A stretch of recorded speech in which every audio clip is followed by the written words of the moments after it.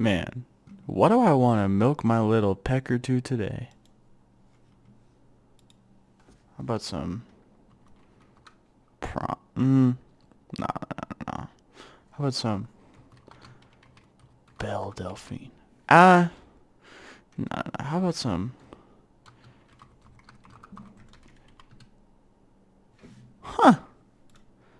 This looks hot. I had been working. Oh my fucking god. This is beautiful. Have you ever felt so happy you didn't know what to do? No. Like there was so much joy and you just wanted to scream because, well, what else was there to do? You just wanted to scream. You just wanted to scream. You just wanted to scream. Is this supposed to be some kind of secret help message? Like, hope everybody likes pancakes?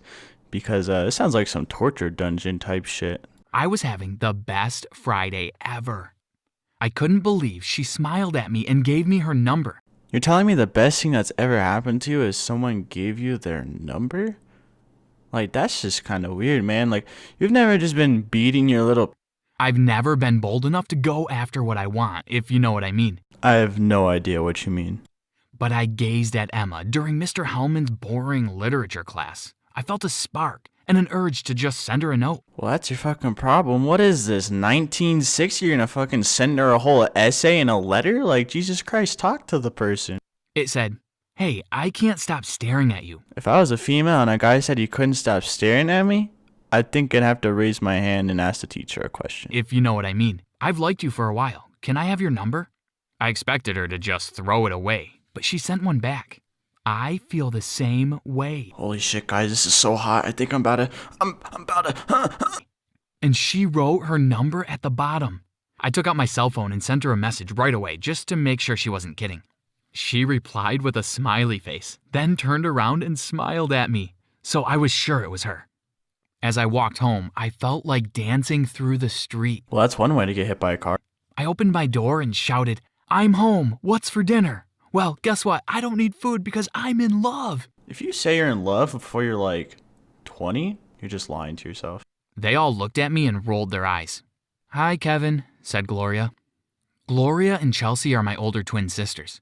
They're so identical that only my mom and I can tell them apart. They have black hair and mysterious green eyes, just like my mom. Hey, can we just stay on this scene just a little bit longer? I'm almost done. I have red hair and blue eyes, sort of like Chucky, but a little more handsome. When I was about 5 years old, my dad left, and I haven't seen him since. I can relate. It's been just the four of us. I guess I'm the man of the house now. I walked over to the dining room table where my sisters were seated, playing some weird type of board game. "What are you so excited about?" Gloria asked. "Well, it seems that the love of my life actually likes me back." Can we just take a second to talk about how trash all of these animations look, bro? Like, I swear, they could give a 5-year-old a pencil and they can draw shit better than this. Like, I'm no artist, but I think I could draw better than this with my left foot. Now I'm right-footed. I replied.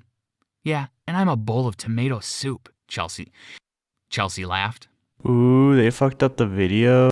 "No, guys, I'm serious. This girl I've been crushing on since 6th grade actually gave me her number and smiled at me," I replied.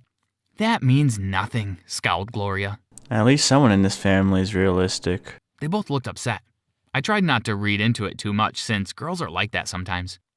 I forgot about dinner and went straight to my room to text Emma. I asked her if she'd like to go to watch a movie with me the next day. She agreed, and I didn't think the day could get any better. I went back downstairs to throw it in my sisters' faces. Wait, what is he throwing in his sister's faces? I'm a little bit jealous. "I'm going to watch a movie with Emma tomorrow night. You still think she doesn't like me?" I laughed. They exchanged a quick glance, and Gloria looked at me with a mischievous grin. "We have a big enough TV here. Why don't you just invite her over so we can all meet her?" At the time, I didn't think that was a bad idea. I didn't have money to take her out anyway. I quickly texted her to see if she would agree to the change in plans. Surprisingly, she didn't seem nervous at all. She didn't hesitate to say yes. Did she really like me that much? She's just in it for your sisters. At least I know I would be. Flash forward to Saturday morning. I woke up to Gloria's gentle tugging at my shoulders. "Hey, bro, wake up. We've decided that it's Little Brother Appreciation Day," she said. "What?" I replied, rubbing my eyes. "Here, we brought you breakfast in bed. It's your favorite, pancakes, bacon, and many other things, said Chelsea. Man, maybe his animations aren't that bad. They're like building a climax. They got like suspense. Like they had a whole hook, bro. Like I'm honestly invested into this story. Is it my birthday? Did I forget? I said. I thought that I was still dreaming. They placed a platter of all my favorite foods on my bed. I picked up a glass of orange juice and spilled a little on my pillow. All right, this shit's getting boring. I'm skipping ahead. Finally, the doorbell rang. I jumped up and ran to the door. My sister stood behind me even though I motioned for them to leave the room. Guys, don't embarrass me in front of my future wife. Hi, Emma. Thanks for coming, I said nervously. Thanks for having me over, she smiled. Hi, Emma, my sisters said together. They all went to the living room together. The snacks were already prepared, so we just had to choose a movie. Shit, the only snacks I needed are on the couch. Hey, Kevin, why don't you choose the movie? Chelsea and I want to talk to Emma about something, said Gloria. Okay, I replied. They were gone for at least 10 minutes, but when they came back, Emma looked a bit startled. Are you okay? I said to Emma. Yes, I'm fine, she replied. But my butthole isn't. She looked scared, but I tried not to overthink. Luckily, my sisters left us alone for a while. We held hands, and when it was time for her to leave, I tried to kiss her goodbye, but she wouldn't let me. I guessed it was too early. The next week at school was even more confusing. On Monday morning, as I was opening my locker, Emma walked up to me and quietly said, Hey, Kevin, I'm sorry I didn't let you kiss me. I was trying to process everything, and I wasn't sure whether we should be together. Man, this story just keeps getting better and better, man. This shit's set up better than a fucking porn scene. But I've thought about it, and I'm willing to be with you even though you have a serious disease. I really like you, and it doesn't matter to me, she said. A serious what? I replied. A disease. I can't remember the name, but your sisters told me when I came over on Saturday night. They said you were too afraid to tell me, and you asked them to instead, she said. What? I began speaking, but before I could finish, she interrupted me. What I'm trying to say, Kevin, is that it doesn't matter to me. Erectile dysfunction isn't that bad anyways. We can get through this together. I care about you, and I won't let this disease get in the way, she finished. I was unable to say anything, so I just nodded. I grabbed my books, went to class, and pretended that everything was fine. When I got home that afternoon, I went straight to my sister's bedroom to show them just what erectile dysfunction looks like, babe. Find out what was going on. I didn't even bother to knock. I just barged right in. You told Emma that I have erectile dysfunction? An incurable disease? I bellowed. They looked at me with puzzled eyes, and then Chelsea calmly said, Kevin, come closer. Sit down. We have something very serious to talk to you about. I did as she asked, but really, I just wanted to stifle them with their pillows. Is this guy fucking psychopathic? We know a lot about Emma. A lot that you don't know, and this is why we were a bit upset when we found out you'd be seeing each other. I don't really know how to break this to you, Kevin, but Emma is crazy. Yeah, she is crazy. Crazy for this dick! She's been to many psychologists for her issue, but nobody really knows what to do or how to help her. I overheard her mother speaking with our principal about it. We think you should stay away from her, said Gloria. When she came over, you took her away for 10 minutes. What were you talking about? I asked angrily. We just told her to take good care of you and not to hurt your feelings. We didn't want her to find out about your erectile dysfunction whenever it's too late. That we will defend you if she does anything wrong to you. We were just looking out for you. We were doing what good sisters should. I mean, you'd do it for us, wouldn't you? Gloria replied. None of this makes sense to me, I said as I walked away. After I had calmed down a bit, I sent a message to Emma. It read, Why did you make up that story about my sisters? Of all the stupid things you could have done to me, this is the worst. I care about my family, and you're trying to ruin us. I'm not making up anything. Did you talk to your sisters? She replied instantly. Yes, I did. And all I found out is that you're nothing but a liar. And to think, I actually liked you. This is the epitome of literally every relationship before like 20 years old, man. This is why I said you just shouldn't date before 20. You can't say you're in love before 20 years old. I replied and slammed my phone on my desk. I'm tired of this shit. I'm never getting bullied again. I was so angry. I thought I had met the girl of my dreams, but she turned out to be a dishonest psycho. No shit, she's 14. I stayed alone in my room for the rest of the night while drowning in my depressing thoughts. The next day, school went by in a blur, until the few minutes before my last class. Emma approached me, and I had to admit that she looked really sad.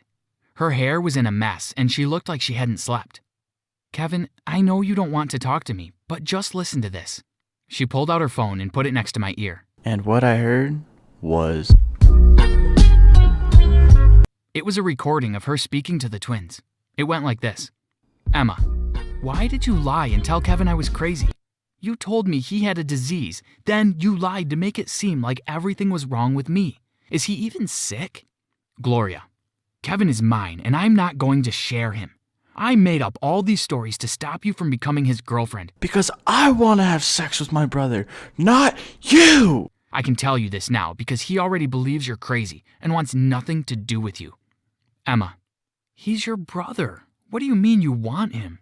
Gloria, he's the only boy I've ever loved. What the fuck actually just happened? I predicted the future. And we will be together forever. Now go to hell.